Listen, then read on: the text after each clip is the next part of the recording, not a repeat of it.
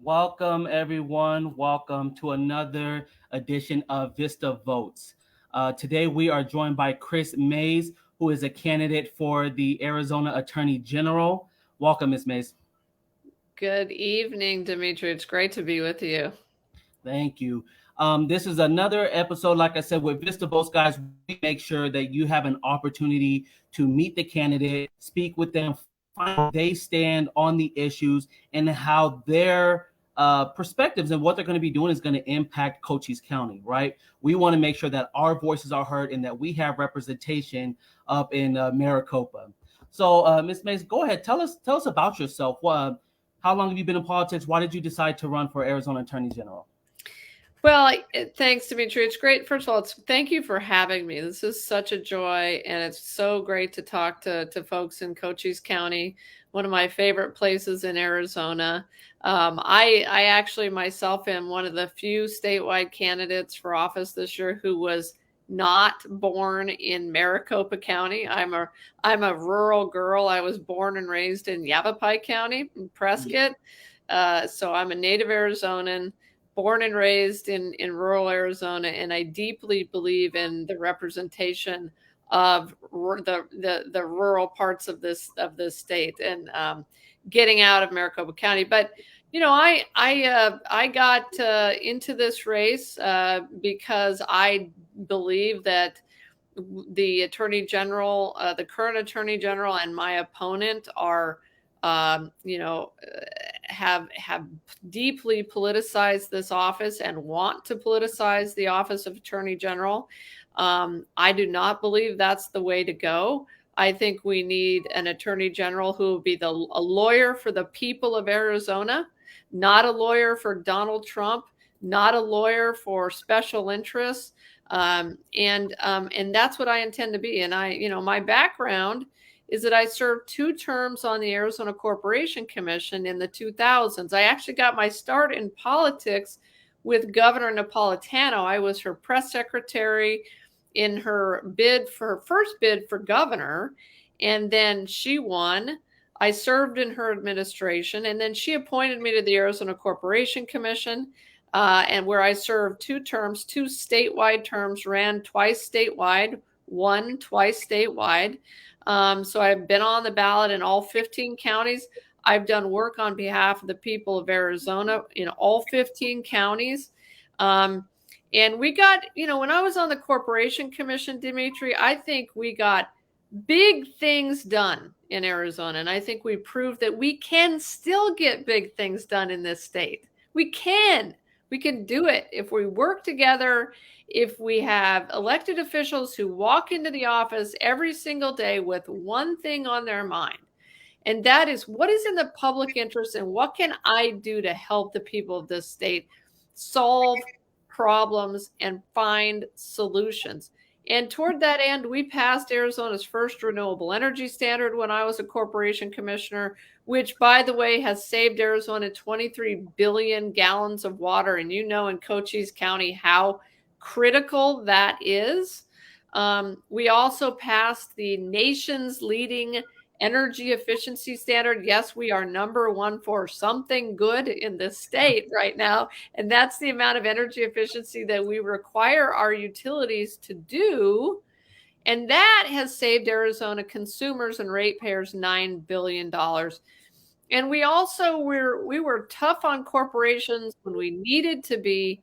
When the gasoline pipeline in the Kinder Morgan gasoline pipeline outside of Tucson ruptured, I immediately flew. And by the way, when that happened, that sent gasoline spewing into the air 80 feet onto nearby homes. Very dangerous. We were just lucky that no one was killed.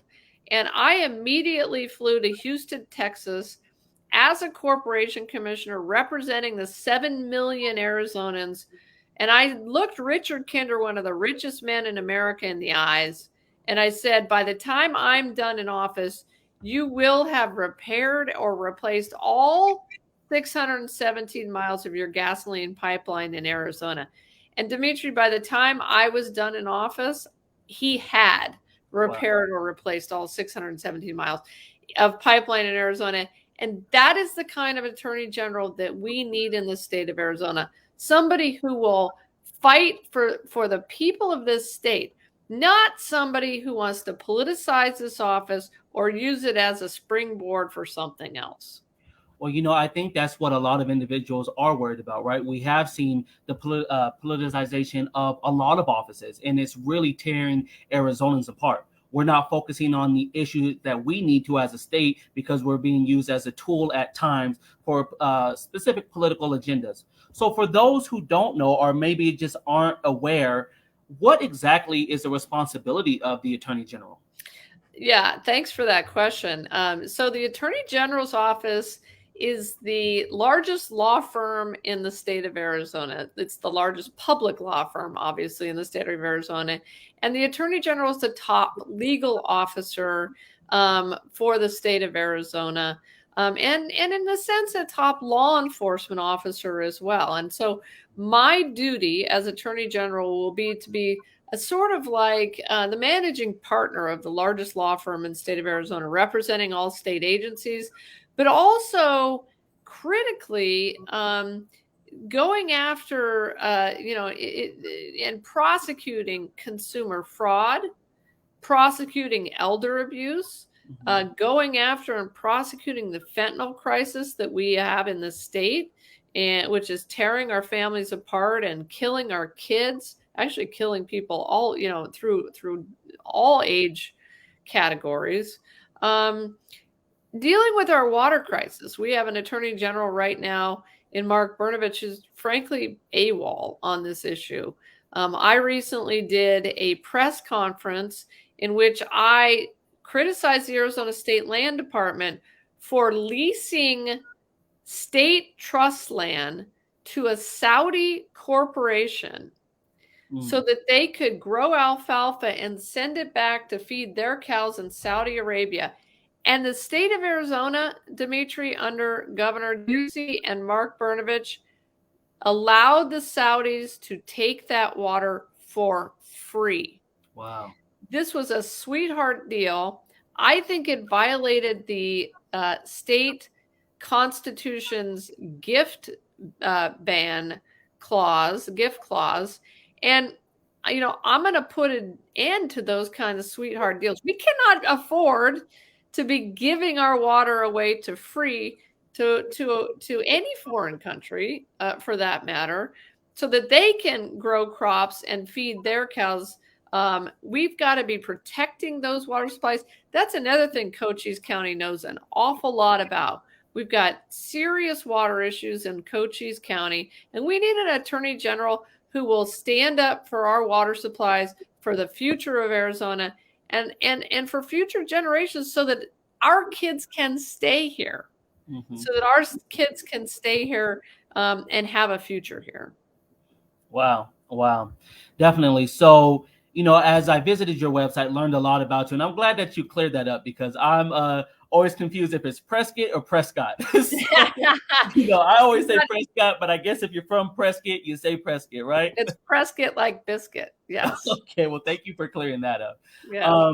Learned a lot about you. Very, very extensive history. I mean, I saw that you reported during the time of apartheid when that came down to, and so many other things. But for the sake of everybody's time, I want to make sure that we hit some of the deeper issues here on your website here.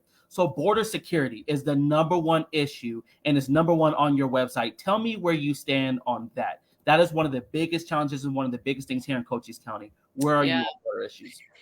You know what? I agree. It's a huge issue. And I think we can all agree as Arizonans, whether you're a Republican, an independent, or a Democrat, that the federal government has failed to get the situation at the border under control.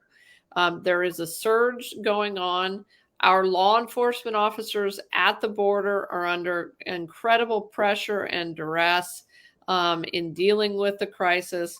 And so there is a problem, and I will push the federal government to do more, to do its job along the border, and I will be very forceful in that regard, Dimitri. But I think there is more that I can do as Attorney General.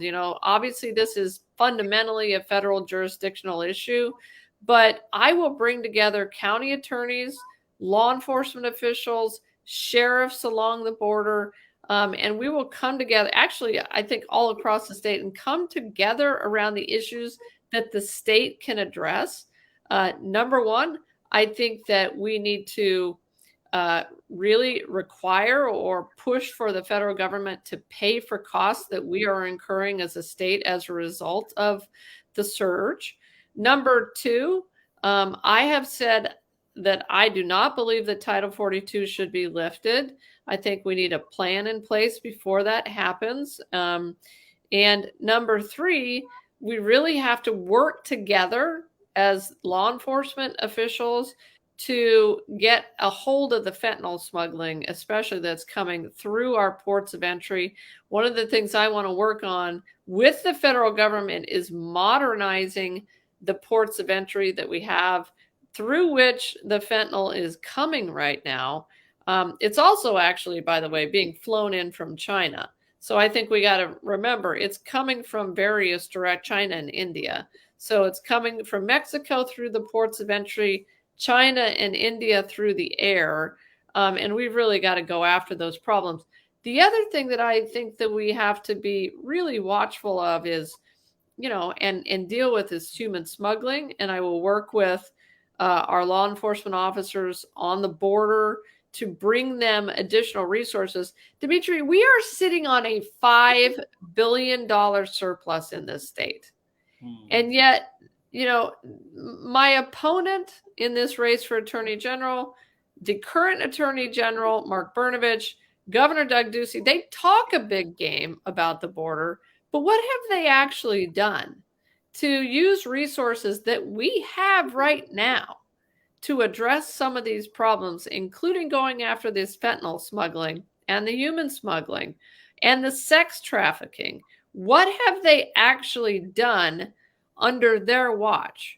We have had, Dimitri, 8 years of a Republican attorney. Actually, no, that's wrong. 12 years of a Republican Attorney General and more than 12 years, I believe, of a Republican governor.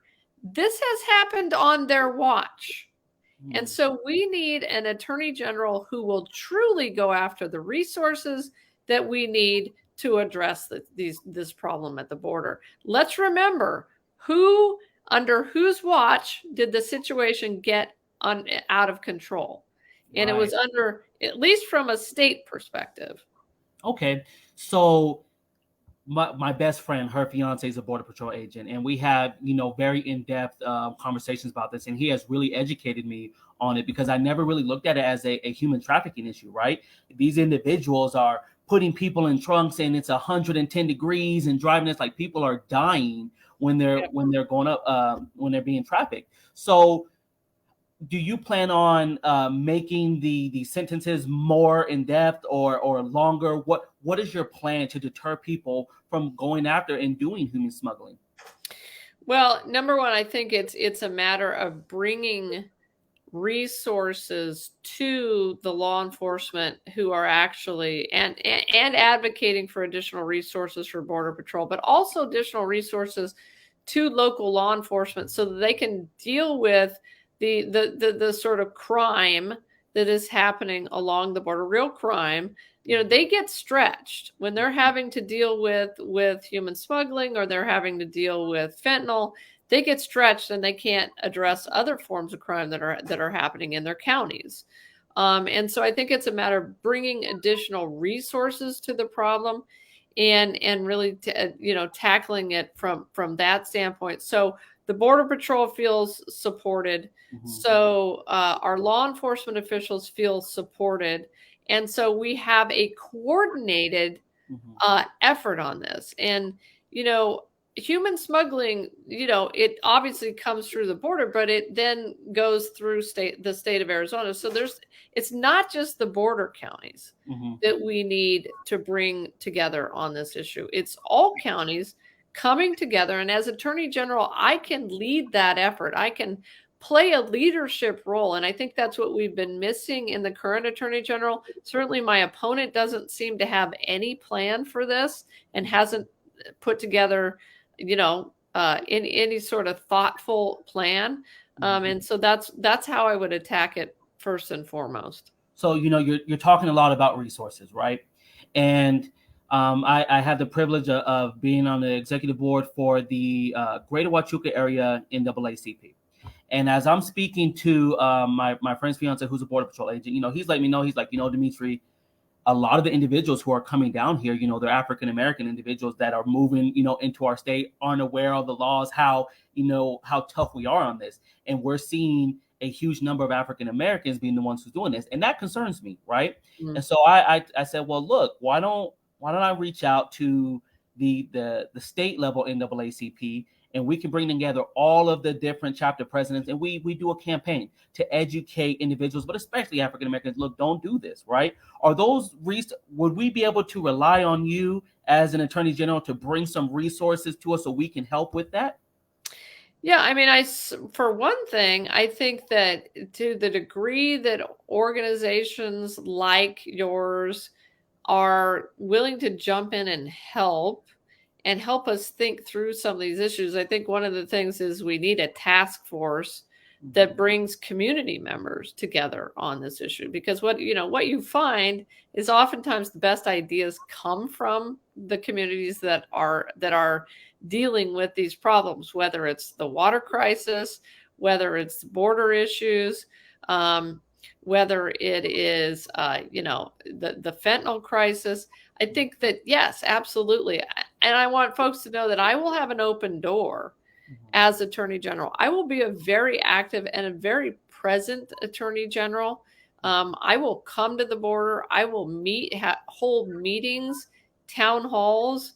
That we've been missing that in elected officials in Arizona for a long time. It's what I did it when I was a corporation commissioner.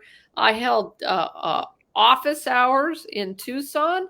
I held office hours in Prescott. I held town halls all throughout the state of Arizona, and I made myself physically available and present. Right.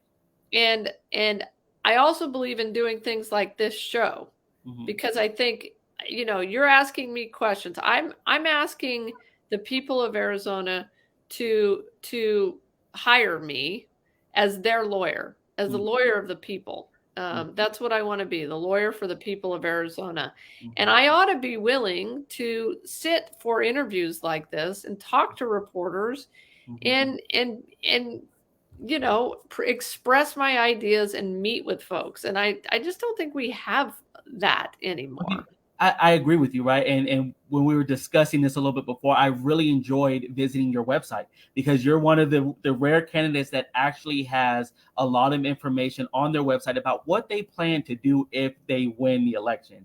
And I really appreciate that. And that helps our voters, because now we know where you stand, what you plan on doing, and whether or not we should support you. So I look forward to you coming down here, and I'm gonna hold you accountable for that. I want to see you in Douglas. I want you to meet with their new city manager. I want you to meet with Sheriff Daniels and yes, our new mayor in Sierra Vista, so that we can really address this. There's a lot of misconceptions about what really the issue is and how to address it, but we need people at the top to be working with us down here in Cochise County to solve that. So I appreciate that. So and the other thing, Dimitri, on that point is I really believe that we have a crisis in law enforcement that is related to low pay.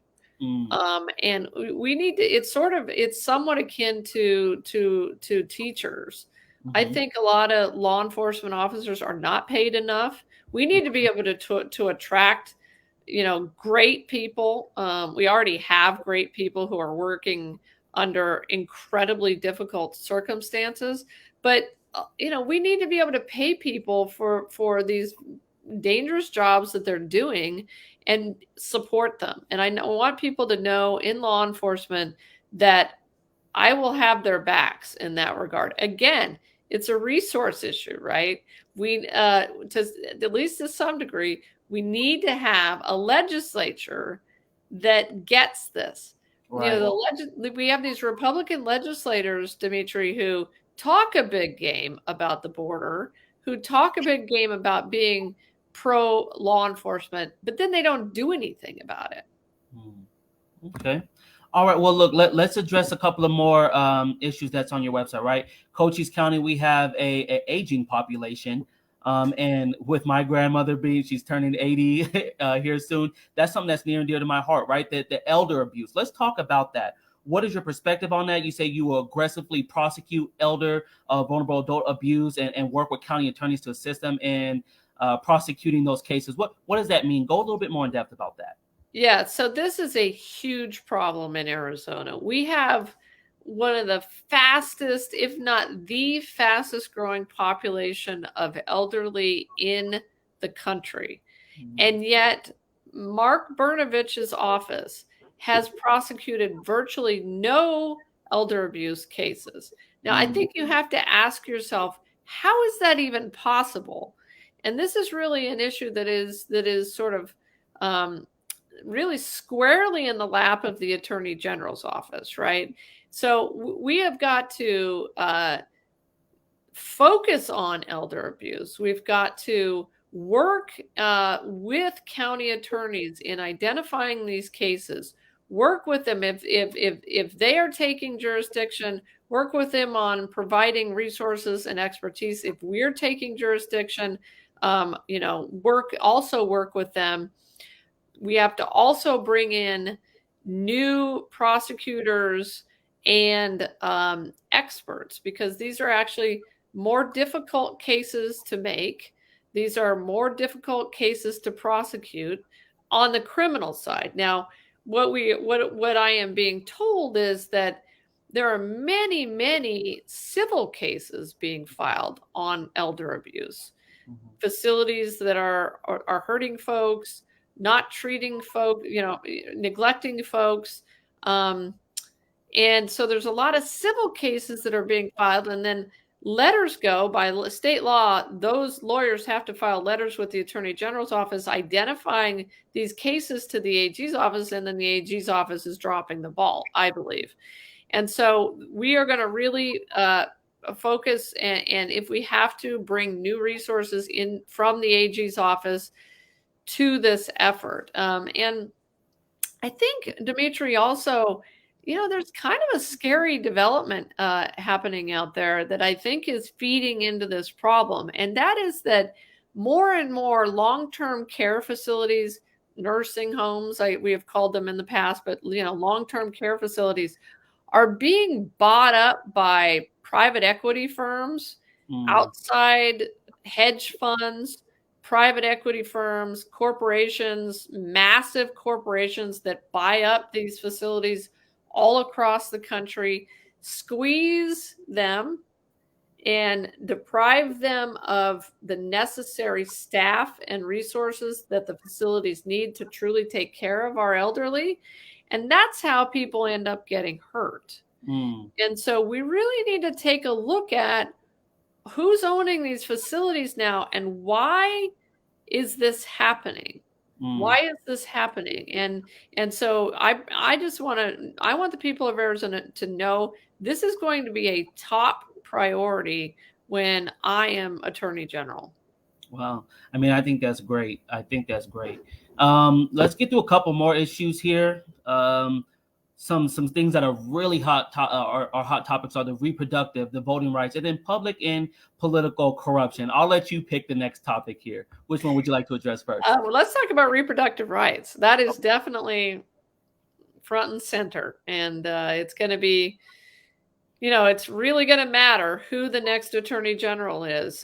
We have my opponent and the current Attorney General both are in favor of and are attempting to implement, in the case of Brnovich, attempting to implement a 1901 law, Dimitri, 1901 law that dates back to 1864.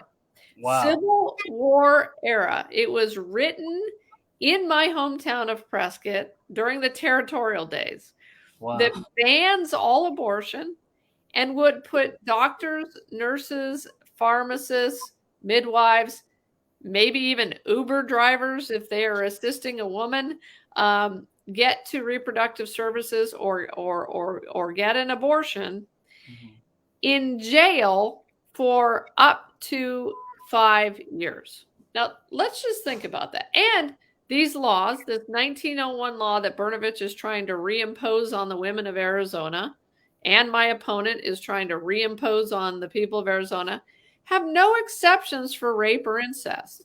So you're out of luck. If you are the victim of a rape, obviously an incredibly traumatic and horrible situation, and we're going to re-victimize her by forcing her to flee out of state for an abortion because she can't get one here.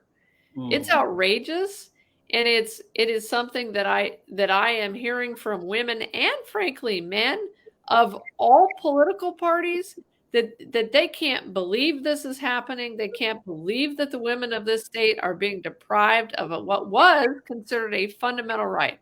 So what am I going to do about it? And what is the difference between me and my opponent? When Dobbs was decided, when Roe versus Wade was overturned, the Supreme Court kicked this issue back to the states, right? Mhm. Well, in our state, interestingly enough, our Constitution has an express right to privacy in it, Dimitri. And that means it's Article 2, Section 8. And it says that no person shall be interfered with in their homes or in their private affairs. And Dimitri, I ask you, what could be more private than what a woman does with her body?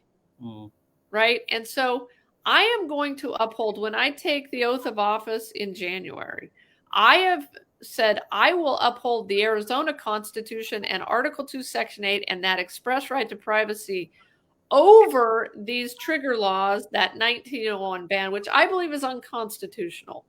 I believe under the Constitution, that 1901 ban is unconstitutional, and so I will not enforce it. I will never prosecute a doctor, a woman, a midwife, a pharmacist, a doula for abortion, period, full stop, never. And, we're going to have to probably eventually have a constitutional amendment on this issue in which we make it clear that the Constitution protects the right to choose. But So naturally, the legislators are the one who write the laws on the border restrictions, right? Not the attorney general. So what's your plan if they come up with a law that completely bans it? How does that work in that situation? Well, again, I think here's my position, and that is that it would violate the Arizona Constitution.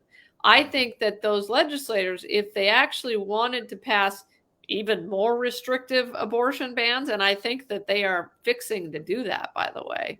I think they want to imprison women. I think that's their next step. They're going to pass a law that goes after women. The 1901 law, it would imprison doctors for providing abortion services. Now, I think they are hatching a plan to go after women and put women in prison. I would not at all be surprised if that happens in the next legislative session. But I still think that it violates the Arizona Constitution. So I will not prosecute women, even if they pass that law. I will not do it. My opponent will do it. He's made it clear that he's fully ready to implement that 1901 law and put doctors and pharmacists in prison. And that is completely antithetical to what basically 87% of Arizonans want. Wow.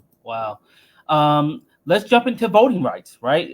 Something that's very paramount, and we're seeing more restrictions come about. We're seeing all types of different changes. Where are you at with that? What are you going to fight for as the Attorney General?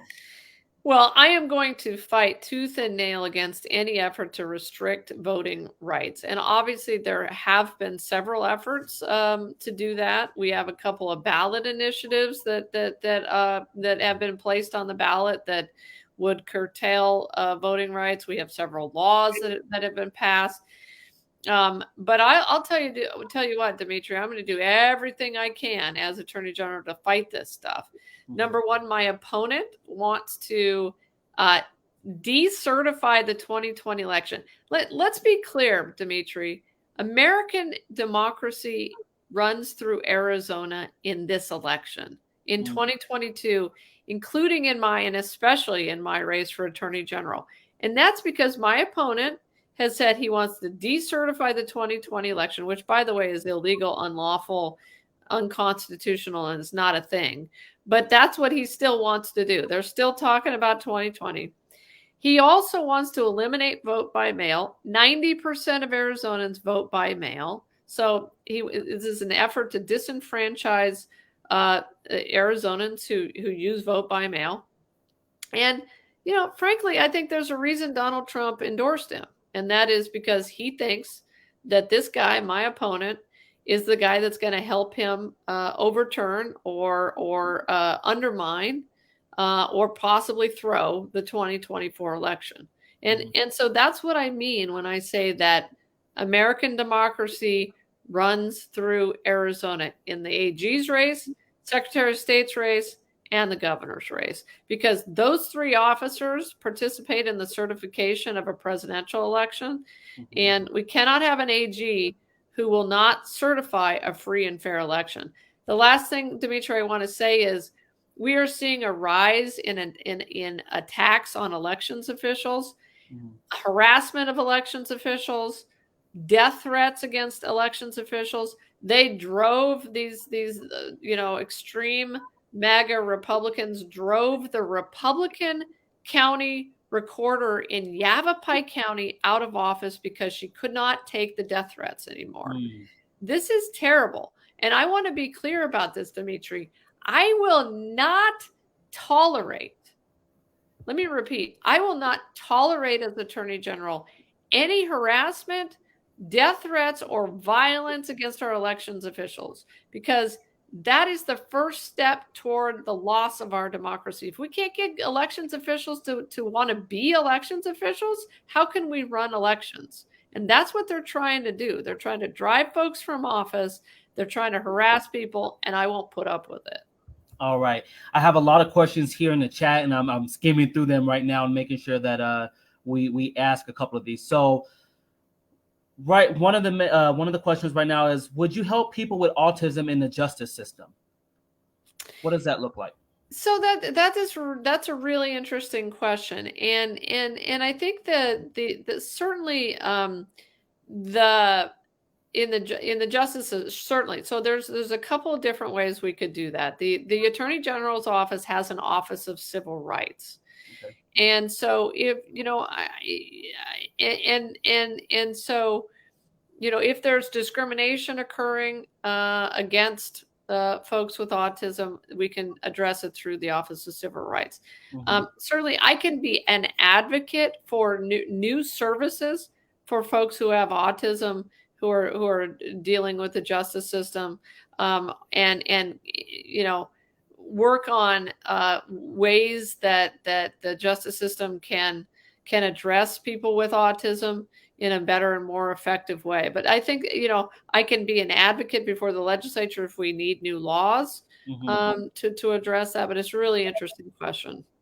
So, let's dive deep in a little bit into that. So, what is your feeling on restorative justice? What is the Attorney General's office doing right now? And what would you do to expand programs? We have a great program that called Care Court. We have a number of different things. I think Cochise County does a really great job of trying to help people get over that versus, repeat and go back into the system. Yeah. How would you address that as an Attorney General? I thanks for that question. I think you're right. There are some counties that are doing really good work on this issue. I think we all agree, and I think Arizonans of every political stripe believe that one of the things we want to have happen after people have served, time, is for them not to have to come back, to lower the recidivism rate, to get people ready to reenter society, and to do that effectively. And, through education, through, services that get people ready to reenter. And it's not being, I just don't think it's being done effectively right now by the Department of Corrections in particular. And so I think that we've had times in our history when it was done in a more effective way, but you need an attorney general and a head of the Department of Corrections who's focused on that, right? Who is focused on that. And I think and that is something that I'm very interested in doing. Probably need to get, I need to get into the job, get into the Department of Corrections, figure out what's going on, but we probably need additional resources for that. 1 second. Jim Post, can you go ahead and go back to your original question when you said, how about the stock market? I'm not sure what you're talking about. Please post a little bit more about what you mean when it pertains to that. Okay. So let's kind of, while he's formatting his question, let's look at a couple of more issues here, because I wasn't quite sure about what he was talking about with the stock market. We hit reproductive rights, we hit voting rights, we talked about fentanyl, we talked about elderly abuse. What was interesting when you talk about who you are, right? Who is Kris Mayes? You said you are the strongest consumer advocate. Let's talk about that. What do you mean by that? Well, I think I proved that I was one of the strongest consumer advocates ever to serve on the Arizona Corporation Commission. And we were pretty tough on monopoly utilities. And we did not, we fought for consumers. We fought for lower rates or rates that were as low as possible. These are monopolies. People don't have a choice about whether they live or in a, if they live in a certain service territory, they are going to get that utility, whether it's APS or TDP, Tucson Electric Power Company, or Sulphur Springs Valley Electric Cooperative down in Cochise County. You don't have a choice. So we fought to make sure that the utilities were being fair to consumers. The other thing I will say is, we also fought to make sure that the utilities were investing in technologies like solar energy and other forms of renewables that now are the cheapest form of electricity and that are saving Arizona ratepayers billions of dollars, really billions of dollars. And instead of allowing them to build new power plants. When I told you that energy efficiency standard that we passed when I was on the commission, that saved Arizona ratepayers $9 billion, that's because it meant that we didn't have to build 15 new power plants in the state of Arizona, Dimitri. So we didn't have to build, the utilities didn't have to build those, and Arizonans didn't have to pay for them through rates. And that's the kind of ethic and the kind of fight that I'm going to bring on behalf of the people of Arizona. I'm going to fight for them. And that primarily is going to be in the area of consumer fraud and tackling consumer fraud, tackling, illegal marketing and unfair marketing practices, going after unfair advertising practices, going after scam artists who are increasingly calling our elderly on the phone. Many elderly folks tell me they won't even pick up the telephone anymore because so many scammers are calling them and trying to trick them out of their money. That's my job. That's going to be my job as next Attorney General. So when folks are looking at the two candidates, I would say, ask yourself, who do you trust? Who do you trust to go after those guys and to protect you against them? Wow. Okay. Guys, this is what we're going to do. We're going to go ahead and showcase her website a little bit so you guys can see just where you can go and find a lot of this information. So if you go ahead and go to krismayes.com, I'm going to refresh it so everybody can see what it's like when they land on your website here. Give me 1 second. Come on. There we go.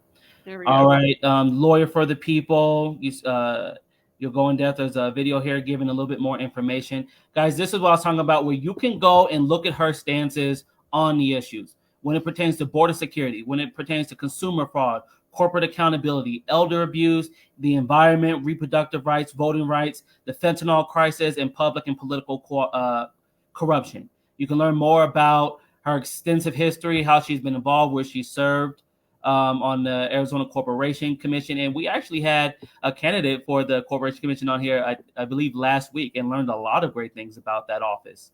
Yep. Your different endorsements, who's supporting you, et cetera, and just a whole slew of other information. I'm going to go ahead and go back to chat right now. Chat, please post your question. Is there anything else that you want to know from this candidate? This is your opportunity right now to ask the candidate directly about issues that are going to impact Cochise County. This is what this show is all about. We want to make sure that our voices here in Cochise County are heard and that we understand how our elected officials are going to be serving us here as well. All right. So as chat go ahead and responds, let's just have what's been your most memorable experience so far on this truck? Because I'm sure you're hearing a lot of interesting things throughout the state. Oh boy, that's a great question. I've had so many memorable experiences, and it has been the honor of my life, Dimitri, to be able to campaign for Attorney General. This is such a pivotal time in American history. I do truly believe that we've never lived in a more dangerous time for our democracy than now. I truly believe that. And so we've also never lived in a time where Arizona women now have fewer rights than we had a year ago. I'm a mom. I would be the first mom attorney general, interestingly enough, in Arizona history. And my daughter now has fewer rights than I did growing up and as an adult. And because of Roe versus Wade being overturned. And so this has just been, and it's been incredible to me to see the outpouring of support for me as a champion for women, as a champion for individual rights, a champion for our Constitution and for our election system, and for protecting this beautiful democracy that we all enjoy. And so, I just am so blessed to have been able to be the Democratic nominee. As you know, actually, I used to be a Republican, a moderate Republican. So I've been both. I've experienced both political parties. And I know how to work across the aisle. We have to work together to solve big problems. And we can't have an attorney general who's going to go in and politicize this office the way that the current attorney general has and the way that my opponent clearly wants to do. And that's probably why 4 former attorneys general have endorsed me. My opponent has no endorsements from any former AG. My opponent doesn't even have an endorsement from any of the people that he ran against in his own primary. Wow. So that might tell you a lot. But former Governor Babbitt has endorsed me. Governor Napolitano is the chair of my campaign. She has endorsed me. Former Attorney General Terry Goddard and former Attorney General Grant Woods, who passed away last fall, was a co-chair of my campaign before he died. And he truly believed that this election was perhaps the most important election of our lifetime. And I know we said that 2 years ago, but it's also true this year. Right, it's just becoming increasingly more important, right? Because you got to keep going. You got to keep going. Yes. And you brought up a good point, right? So you were formerly a Republican. I saw that you covered the John McCain campaign in 2000. I did. It's been interesting, right? And so what do you say to all of the Republican individuals here in Cochise County that are worried about a Democrat winning the election and being the attorney general? What I say to them is, I'm going to be the exact same kind of attorney general as I was when I was a Republican corporation commissioner. And that is an attorney general who will work for all Arizonans, regardless of your political party. I think that's one of the absolutely awful things that came out of the current AG's office, the current Attorney General, which is, it was very clear that he was working for one political party.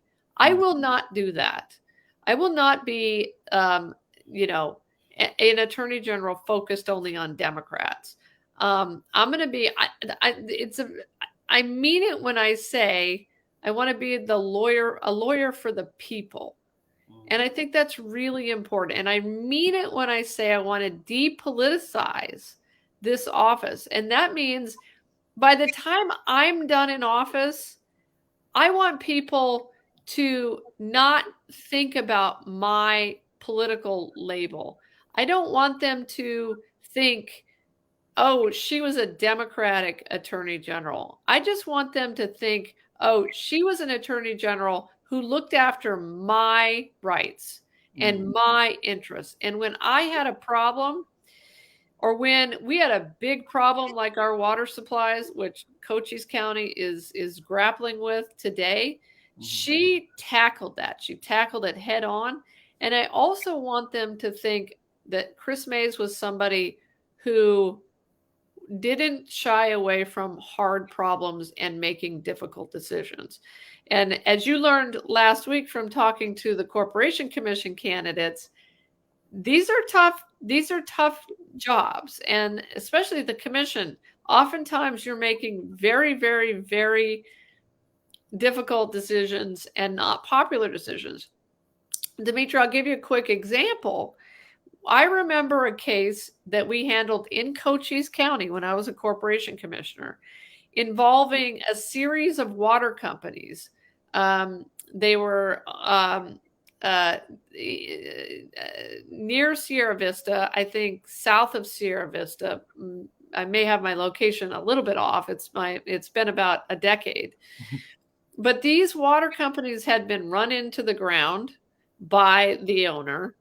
And and people were experiencing outages of water, didn't have water for 7-10 days, couldn't flush toilets for 7 to 10 days. Can you imagine? And people were mad, and people were rightfully angry about the situation. And so we went down there. We did multiple town halls. We addressed the situation, and we got it under control.